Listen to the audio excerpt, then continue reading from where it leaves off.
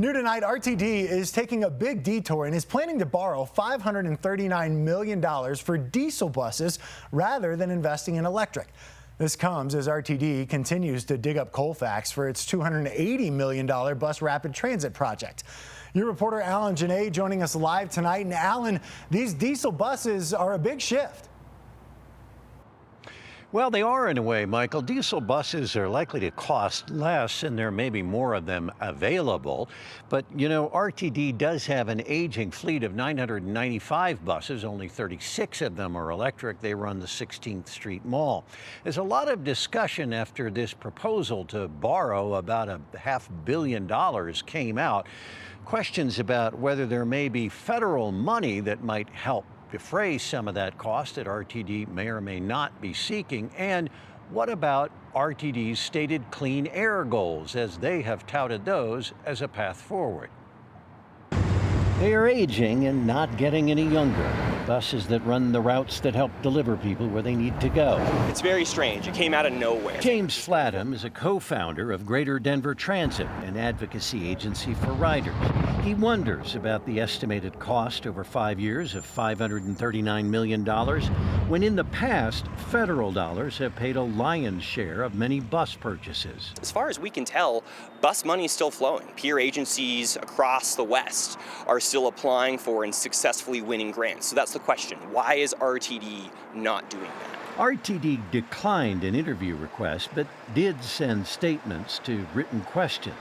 RTD always pursues obtaining federal funding when feasible, they wrote, but there was no explanation of why it may not be feasible. It means staying with diesel buses and driving away from a prior goal to go to electric buses. Already, RTD has ordered so-called clean diesel buses instead of hybrid for the federally supported Colfax BRT project. The problem, writes RTD to our question, is due to the impact of tariffs on the supply chain, scarcity of original equipment manufacturers, Buy America, Build America restrictions, and lack of availability of low or zero emission vehicles.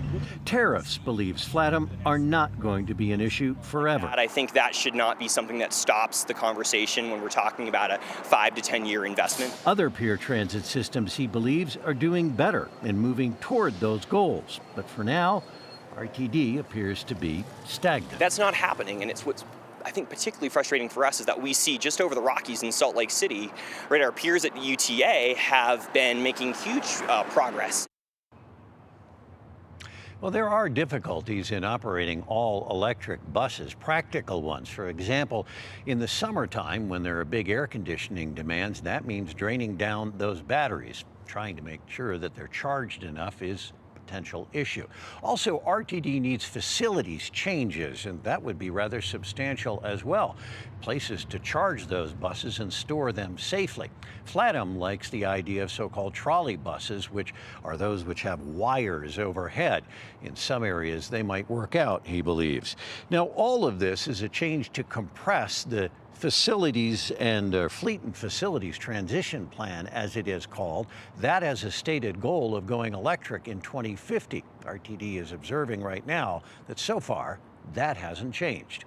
In Denver, I'm Alan Janae, covering Colorado First. All right, Alan, thank you.